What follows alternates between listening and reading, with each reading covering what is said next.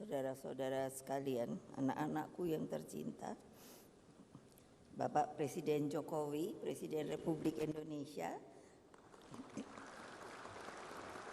Bapak Ma'ruf Amin, Wakil Presiden Republik Indonesia, Bapak Yudian Wahyudi, Kepala Badan Pembinaan Ideologi Pancasila, Bapak Muhadjir Effendi, Menteri Koordinator Bidang Pembangunan Manusia dan Kebudayaan, Bapak Muhammad Mahfud MD, Menteri Koordinator Bidang Politik, Hukum dan Keamanan, Muhammad Tito Karniawan, Menteri Dalam Negeri, Ibu Retno Lestari Marsudi, Menteri Luar Negeri, Bapak Yahud Khalil Kumas, Menteri Agama RI, Bapak Yasona Lauli, Menteri Hukum dan Hak Asasi Manusia, Ibu Sri Mulyani Indrawati, Menteri Keuangan, Bapak Nadiem Anwar Makarim, Menteri Pendidikan dan Kebudayaan, Bapak Budi Gunadi Sadikin, Menteri Kesehatan, Ibu Tri Risma Harini, Menteri Sosial, Bapak Arifin Tasrif, Menteri Energi dan Sumber Daya Mineral, Bapak Basuki Hadi Mulyono, Menteri Pekerjaan Umum dan Perumahan Rakyat, Bapak Budi Karya Sumadi, Menteri Perhubungan, Bapak Sakti Wahyu Trenggono, Menteri Kelautan dan Perikanan, Bapak Hadi Cahyanto, Menteri Agraria, Tata Ruang dan Kehutanan, Bapak Abdullah Azwar Anas, Menteri Pendayaan Aparatur Negara dan Reformasi Birokrasi, Bapak Teten Mas Duki, Menteri Koperasi dan UKM, Ibu Gusti Ayu Bintang Darmawati, Menteri Pemberdayaan Perempuan dan Perlindungan Anak, Bapak Pramono Anung Wibowo, Sekretaris Kabinet, Bapak Budi Gunawan, Kepala Badan Intelijen Nasional, Bapak Lejen TNI Suharyanto, Kepala BNPB, Bapak Laksana Trihandoko, Kepala Badan Riset dan Inovasi Nasional, Bapak Hasto Wardoyo, Kepala Badan Kependudukan dan Keluarga Berencana Nasional, Bapak Hendra Prihadi, Kepala Lembaga Kebijakan Pengadaan Barang dan Jasa Pemerintah, Bapak Heru Winarko, Kepala Badan Narkotika Nasional, Bapak Budi Waseso, Kepala Badan Urusan Logistik, Bapak Muhammad Taufik sebagai PLT Kepala Arsip Nasional, Bapak Amarullah Oktavian sebagai Wakil Kepala Badan Riset Inovasi Nasional, Bapak Peri Warjio, Gubernur BI, Bapak Heru Budi Hartono, PJ Gubernur DKI Jakarta, Bapak John Wempi Watepu, Wakil Menteri Dalam Negeri. Selain itu ada Bapak Antam, ada Anang, ada Andap, Bapak Chandra Bambang Suar Wibisono sebagai tamu-tamu terhormat kami, dan yang paling terutama adalah 3 sahabat kami, Ketua Umum Partai Bapak Mardiono dari Partai Persatuan Pembangunan, Bapak Haritanu dari Partai Persatuan Indonesia,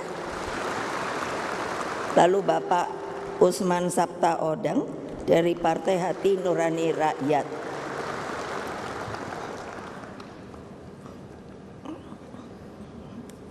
Bapak Presiden, karena penugasan Bapak kepada saya sebagai Ketua Badan Pembinaan Ideologi Pancasila, maka seperti juga seizin Bapak, kami ingin memperkenalkan terutama siapapun yang merasa adalah bangsa Indonesia dan mengakui ideologi Pancasila, maka memperkenalkan suatu salam. Kalau saya nanti mengatakan begini salam Pancasila, silakan semuanya terutama anak-anakku untuk berdiri dan menjawab salam Pancasila juga. Bagi para tamu terhormat, itu saya terserah. Setelah itu lalu kita biasa harus merdeka 3 kali. Salam Pancasila. Merdeka, merdeka, merdeka. Assalamualaikum warahmatullahi wabarakatuh. Salam sejahtera untuk kita semua. Om Swastiastu, Namo Buddhaya, salam kebajikan rahayu.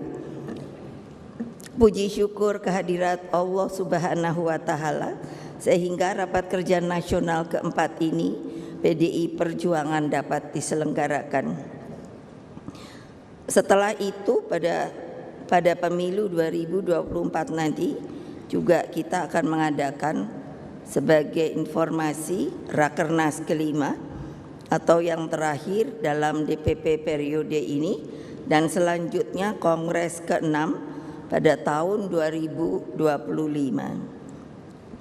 Rakernas ini tentu semuanya sudah mengetahui sangatlah penting bagi memberikan arah masa depan bagi Indonesia yang pada hari ini saya mengatakan adalah Indonesia yang berdaulat di bidang pangan. Saudara-saudara sekalian, anak-anakku dimanapun berada, begitu juga bagi seluruh rakyat Indonesia yang saya cintai. Bapak bangsa kita, Bung Karno telah lama menegaskan bahwa dalam suatu pidatonya beliau berkata, pangan itu berkaitan dengan mati hidupnya suatu negeri.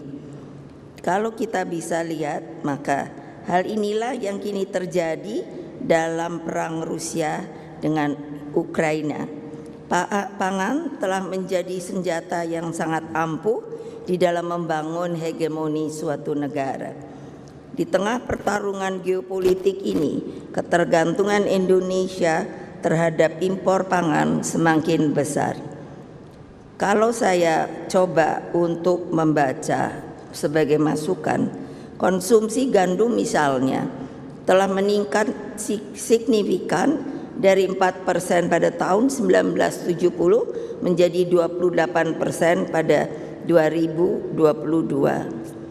Padahal karena saya juga ditugasi oleh Bapak Presiden untuk menjadi Ketua Dewan Pengarah dari sebuah badan baru yang bernama Badan Research Nasional, Badan Riset Inovasi Nasional kita, ternyata tanaman gandum itu bukanlah tanaman yang dapat tumbuh di alam tropis, kecuali kalau ada rekayasa genetika.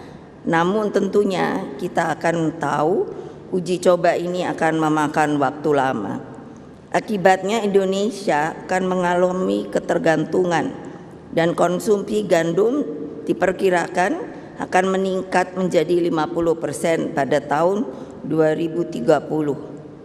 Ketergantungan terhadap suplai pangan dunia juga nampak pada impor pangan yang mencapai lebih dari 300 triliun rupiah per tahun. Sebagai pemikiran dalam ketergantungan ini, sekiranya kalau dilihat dari keadaan global warming sekarang, kalau negara-negara yang mempunyai atau yang mengekspor hal-hal seperti ini tidak mau lagi mengekspor atau mengeluarkan hasil buminya, lalu pertanyaannya, bagaimana untuk kehidupan kita? Hadirin sekalian, beberapa pekan terakhir ini Indonesia telah terasakan dihadapkan pada persoalan kenaikan harga beras dan kebutuhan pokok lainnya. Kalau kembali dilihat, karena kita ternyata tergantung sekali dalam kehidupan kita untuk berkonsumsi beras. Terlebih dengan tingkat konsumsi beras berkapita sebesar 96 kg dan itu ternyata tertinggi di dunia. Sementara sebenarnya konsumsi beras yang sehat adalah 60 kg per orang per tahun. Tingginya konsumsi beras membawa implikasi terhadap kesehatan seperti penyakit-penyakit, termasuk yang paling sangat sekarang menuju penyakit mungkin yang cukup masuk tertinggi adalah sakit gula atau diabetes. Pada gilirannya rendahnya diversifikasi pangan akan menjadi beban bagi nasional kita. Persoalan pangan tidak hanya bisa dijawab secara teknokratis, sebab masalah pangan sangat erat dengan aspek ideologis tentang keberpihakan, tentang komitmen Indonesia untuk berdiri di atas kaki sendiri di bidang pangan, dan tentang petani sebagai orientasi kebijakan terpenting. Karena itulah apa yang telah disampaikan Bung Karno, bahwa dari lidah dan perut rakyat Indonesia tidak boleh terjajah oleh makanan impor. Bisa menjadi bahan otokritik atas praksis ideologi di bidang pangan. Hadirin sekalian, anak-anakku yang kucintai, rakyat Indonesia yang saya cintai dimanapun mereka berada. Dalam perspektif ideologi tentang demokrasi ekonomi, nilai kemanusiaan dan keadilan sosial dalam Pancasila menjadi falsafah yang sebenarnya sangat-sangat penting. Kemanusiaan menekankan semangat pembebasan dari segala bentuk penindasan dan penjajahan, sedangkan keadilan sosial mengamanatkan tidak boleh ada kemiskinan dalam buminya Indonesia merdeka. Karena itu mengapa ketika kita berulang tahun, saya mengambil tagline adalah fakir miskin dan anak-anak terlantar harus dipelihara oleh negara. Itu adalah ucapan Undang-Undang Dasar 1945. Saya mengatakan, mungkin kalau ada yang tidak setuju, berarti tidak setuju kepada kata-kata di dalam Undang-Undang Dasar 1945. Perspektif ideologis inilah yang harus kembali dibumikan ke dalam prakteknya. Dengan panduan ideologis ini dapat dirancang teknokratis dan fokus bagaimana mengurangi ketergantungan kita pada impor kedelai, daging sapi, hortikultura, bawang putih, garam, dan lain sebagainya. Selama kita semua punya tekad mengurangi impor, maka semua yang diimpor saat ini bisa kita adakan sendiri. Karena Indonesia ini adalah diberkahi sebagai sebuah negara yang kaya raya. Pendekatan ideologis menempatkan pangan sebagai nafas kehidupan bangsa. Rancangan teknokratisnya pun harus dari hulu ke hilir. Hulu hilir dalam cara berpikir, tetapi juga dalam pelaksanaannya. Implementasinya pun bersifat progresif dengan menempatkan petani dan nelayan atau pengembang budidaya laut sebagai sebuah sentral kebijakan.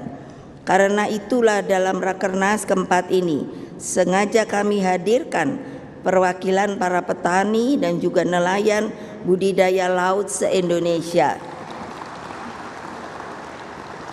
Sebab Rakernas ini menjadi bagian kontemplasi ideologis bahwa seluruh dialektika tentang mengapa Indonesia merdeka dan untuk apa sebenarnya Indonesia harus merdeka berangkat dari falsafah tentang sosok petani yang bernama Pak Marhain. Dulu banyak orang selalu mengkonotasikan kalau menyebut Marhainisme langsung dikatakan kita ini komunisme. Padahal berarti orang itu tidak tahu sejarah dan tidak tahu apa sebenarnya Marhain. Marhain itu adalah seorang petani yang ditemui oleh Bung Karno ketika beliau mulai berjuang di Jawa Barat, terutama di kota Bandung. Apa yang menjadi dialog Bung Karno? Ketika beliau bertemu, siapa nama Bapak? Marhain, Pak, tentu bahasa Sunda. Apakah sawah ini punya Bapak? Iya. Apakah padi ini punya Bapak? Iya. Apakah benihnya punya Bapak? Iya. Apakah cangkulnya punya Bapak? Iya. Apakah ketika panen nanti Bapak akan berjual sesuai kehendak Bapak? Iya. Apakah Bapak bisa menghidupi keluarga Bapak dengan beras yang telah disediakan? Iya. Lalu beliau bertanya, apakah dalam kecukupan Bapak itu cukup? Iya. Tetapi saya tidak bisa memberikan tambahan bagi orang lain. Ini sebetulnya filosofi daripada Marhainisme. Dan ini yang saya ingin kenalkan Bapak Presiden, Bapak Wakil Presiden. Dan kalau mau tahu supaya jangan ada prasangka, makamnya itu ada, silakan cari di Kampung Cipagolo, Bandung. Jadi itu bukannya omong kosong.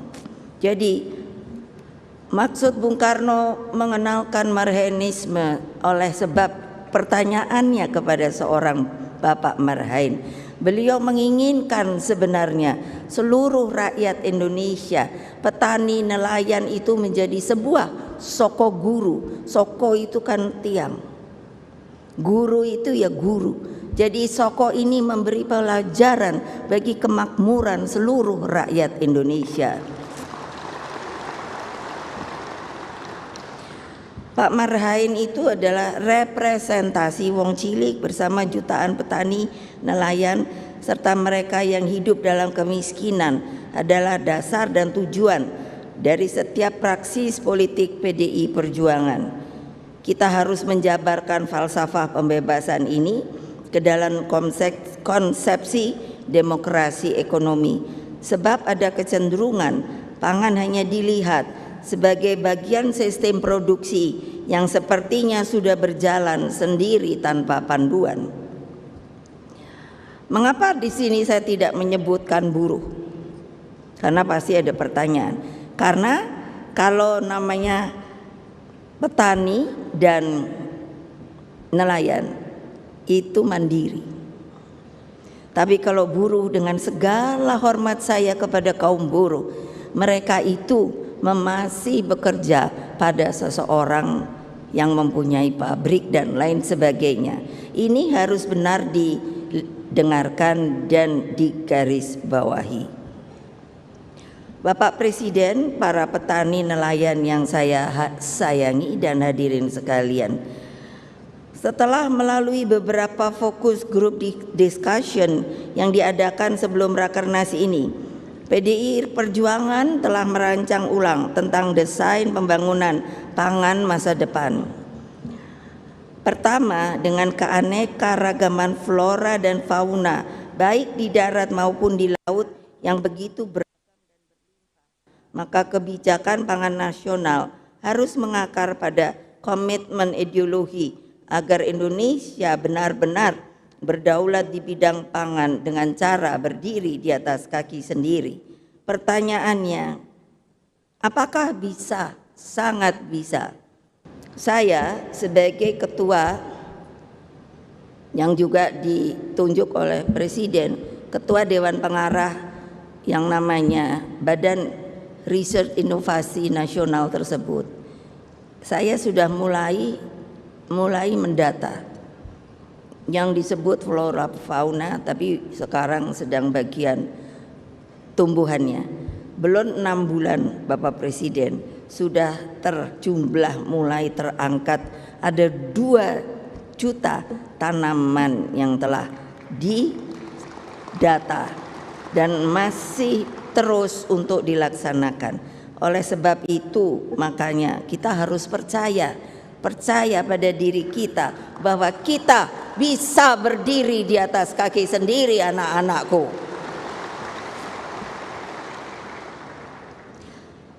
Tanpa ragu sedikit pun PDI Perjuangan menyatakan bahwa ke depan pangan bisa menjadi lambang supremasi kepemimpinan Indonesia bagi dunia. Hal ini saya untuk tulis, itu saya renungkan bahwa jangan nanti, oh Ibu Mega kok sombong ya, bisa sampai menyampaikan seperti itu. Tapi saya sangat yakin dengan adanya BRIN, dan di BRIN itu sudah terhitungkan jumlah pekerja atau pegawai itu 16.000 Bapak.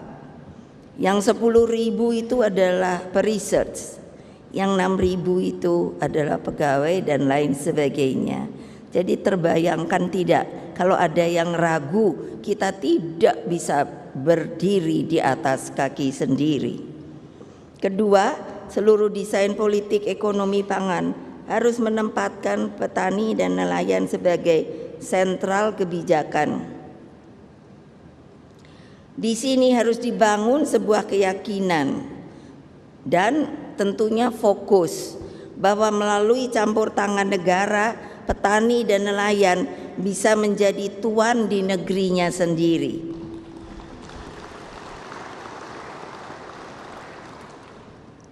Ini bukan karena kita mau pemilu ya, tapi ini saya renungkan bertahun-tahun.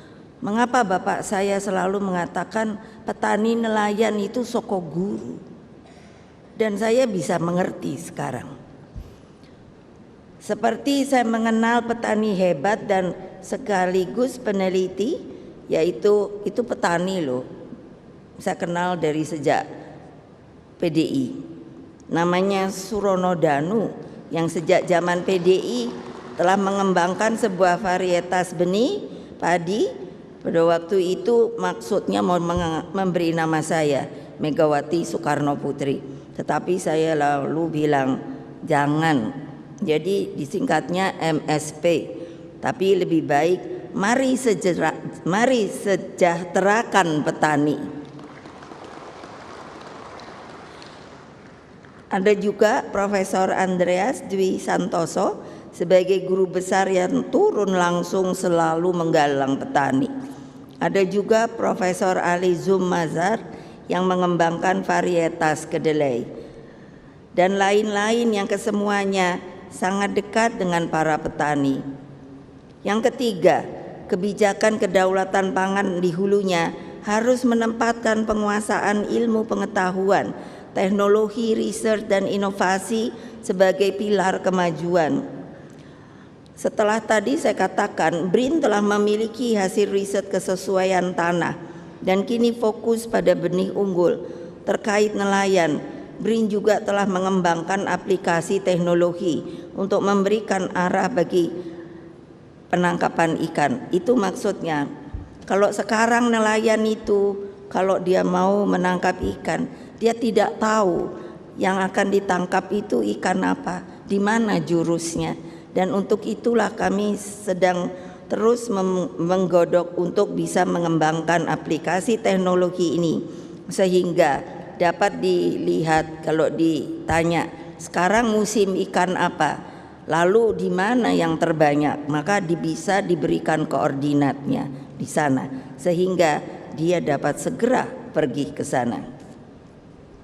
Di dalam stand pameran ini di belakang tadi Bapak sudah sekilas melihat, pameran juga bisa dilihat teknologi hujan buatan dengan drone karya anak bangsa dan juga pengolahan sorghum.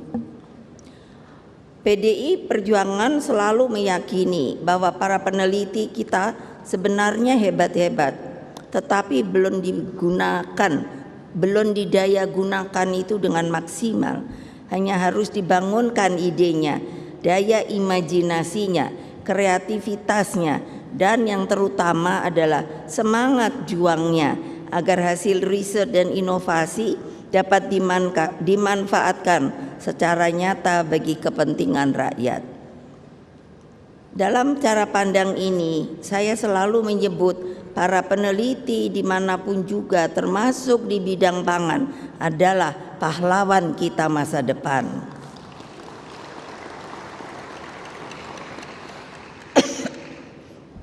Keempat, politik tata ruang harus memastikan lahan-lahan subur tidak boleh dialihfungsikan. Bapak Presiden, kami telah membuat peta Indonesia untuk tanah-tanah yang subur. Di tempat ini saya ingin meminta sedikit supaya di dalam peraturannya tanah-tanah subur sudah tidak boleh dikonversi, Bapak Presiden. Karena jangan lupa kita ini negara kelautan terbesar di dunia. Koridor pembangunan nasional ke depan harus dimulai dari laut dengan mengedepankan cara pandang geopolitik Bung Karno. Koridor strategis ini ditopang oleh perguruan tinggi di setiap wilayah dengan memanfaatkan geostrategi dan geoekonomi terintegrasi dengan jalur perdagangan dunia. Dalam perspektif ini, alur laut Kepulauan Indonesia yang disingkat ALKI harus menjadi jalur pembangunan koridor strategis dari laut sehingga tidak lagi mengorbankan hutan dan lahan-lahan pertanian di daratan. Dan ini juga ada permintaan kami, saya sebagai Ketua Umum Partai. Sekarang saya dengar sudah akan berjalan yang namanya CO2 trade. Saya karena di BRIN, jadi saya melihat Bapak ada sebuah kemungkinan sebenarnya dalam negosiasinya. Karena kalau saya lihat hanya orang akan membayar dengan tumbuhan, katakan itu 1 meter jumlahnya mungkin 1000. Padahal Bapak Presiden, itu harus dilihat efektivitas bahwa yang namanya pohon-pohon besar yang umurnya bisa ratusan tahun dan berdaun kecil itu lebih efektif untuk menyimpan CO2 dan mengeluarkan oksigen. Apa artinya? Kalau hanya terhitungkan dengan 1000 pohon, maka menurut saya sebenarnya jumlah itu harus dinaikkan.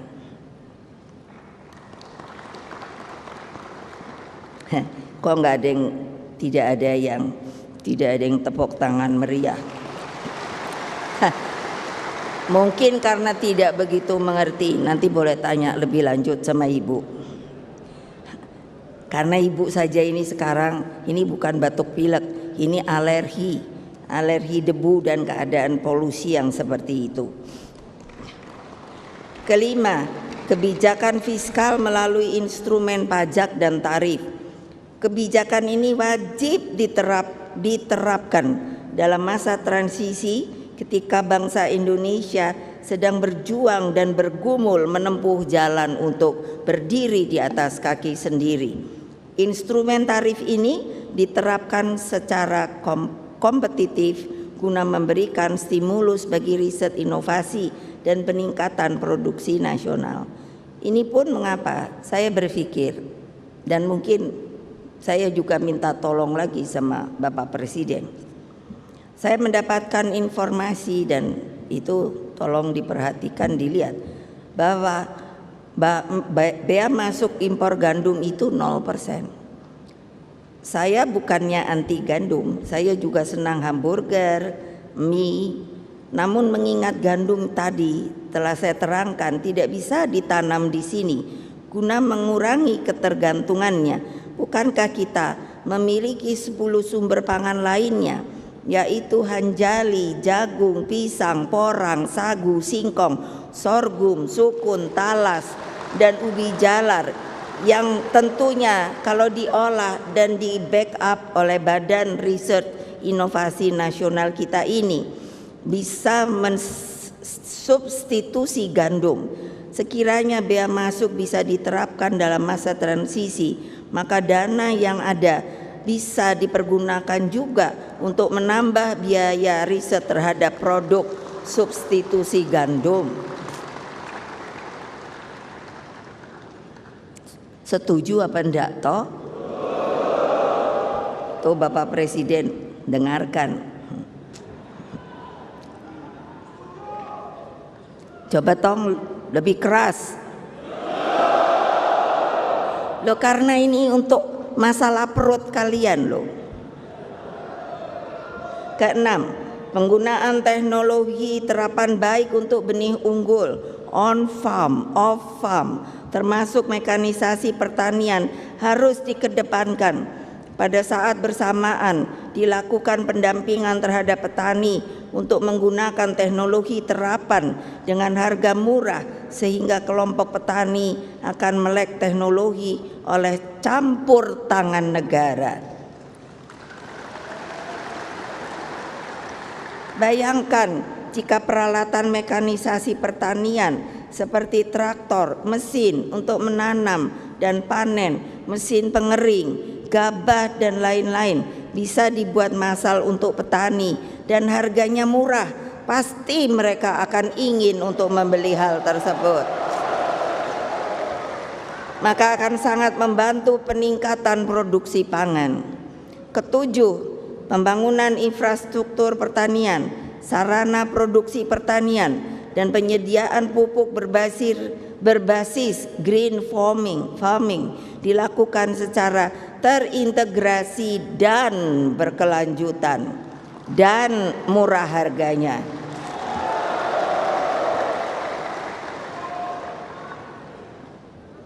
Iya kan? Iya kan?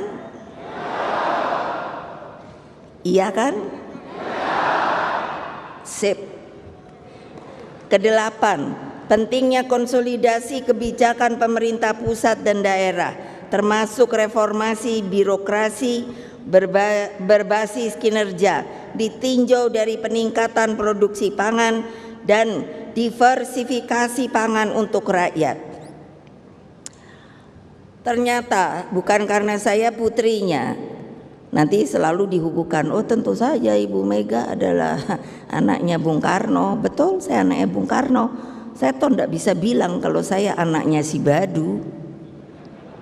Betul apa tidak? Nah, kenapa? Beliau memang visioner. Visioner tuh pikirannya ke depan, jauh sampai di sana. Tadi kan ada jembatan. Pasti ada yang nanya, kenapa pakai warna kuning ya? Itu sebetulnya terinspirasi ketika Bung Karno mengatakan, untuk apa kita merdeka? Ayo, untuk apa kita merdeka? Untuk apa kita merdeka? Beliau sendiri mengatakan, karena sebetulnya kemerdekaan itu bukan saat sekarang. Kemerdekaan itu adalah suatu jembatan emas ke depan yang harus diolah oleh siapa? Bangsa Indonesia sendiri. Setuju? Mau melaksanakan? Siap? Siap? Siap? Sip. Sampai beliau dan membuatnya itu 6 tahun loh. Ada nama buku Mustika Rasa. Bayangkan, karena bukannya hanya teori dan panggil sekarang yang mesti kita ikuti kan namanya chef. Jadi sudah ahli koki. Tapi beliau pergi menyuruh timnya ke seluruh Nusantara kita mengambil resep-resep yang namanya diberi nama buku Mustika Rasa, tebalnya sebegini. Apa sih? Masa kita ndak bisa sih lebih modern dan lain sebagainya. Tetapi karena itu harusnya kemauan, niat kita sebagai bangsa. mengungkapkan keanekaragaman makanan lokal lengkap dengan kajian gizi. Bayangkan, dengan kajian gizi dan proteinnya. Kami sedang berupaya mensosialisasikan, mempopulerkan kembali buku Mustika Rasa ini, Bapak Presiden. Hadirin sekalian, rakyat Indonesia yang saya cintai, anak-anakku yang selalu kusayangi. Itulah pokok-pokok kebijakan kedaulatan pangan yang akan dirumuskan melalui Rakernas keempat ini.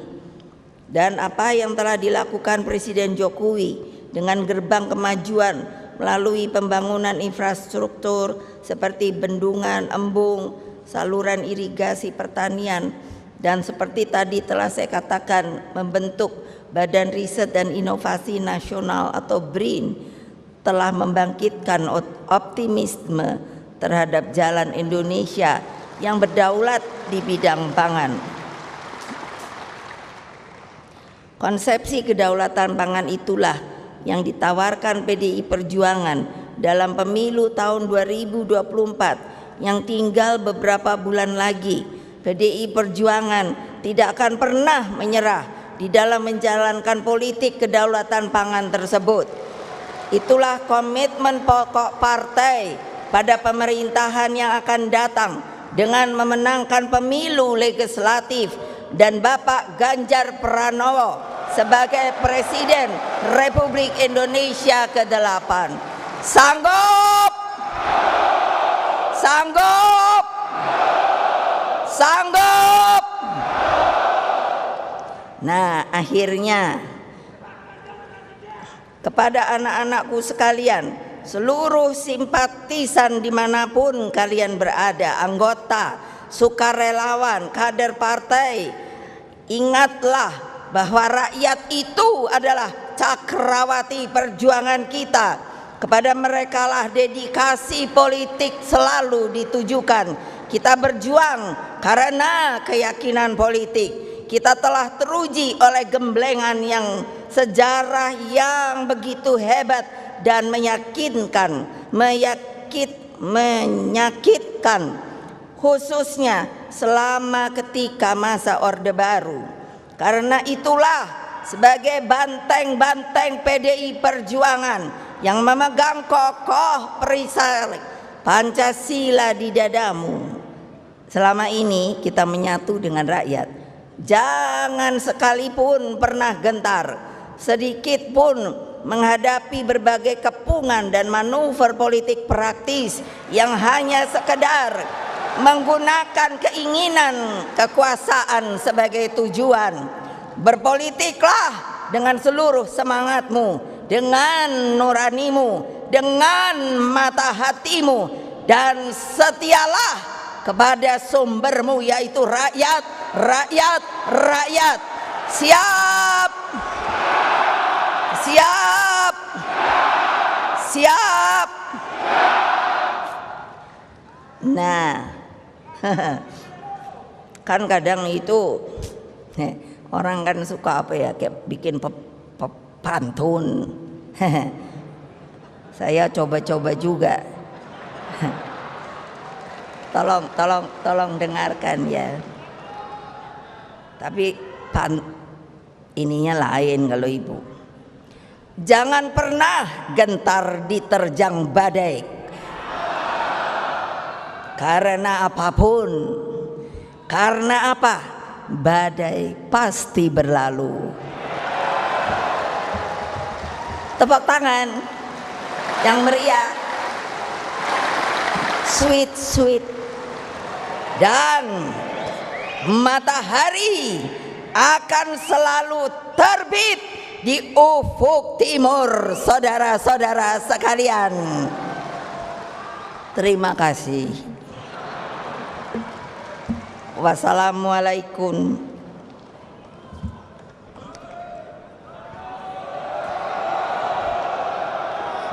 Wassalamualaikum warahmatullahi wabarakatuh. Dengan mengucapkan bismillahirrahmanirrahim, maka Rakernas keempat PDI Perjuangan dan sekaligus pembekalan calon anggota legislatif serta pemenangan agenda pemilu tahun 2024 secara resmi saya nyatakan dibuka.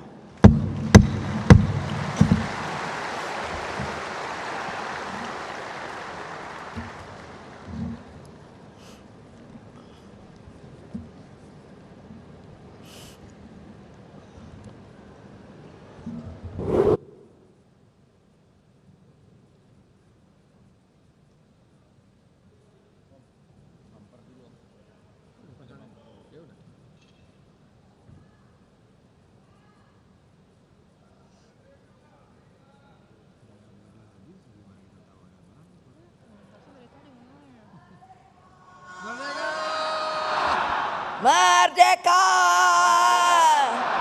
Merdeka! Indonesia Raya!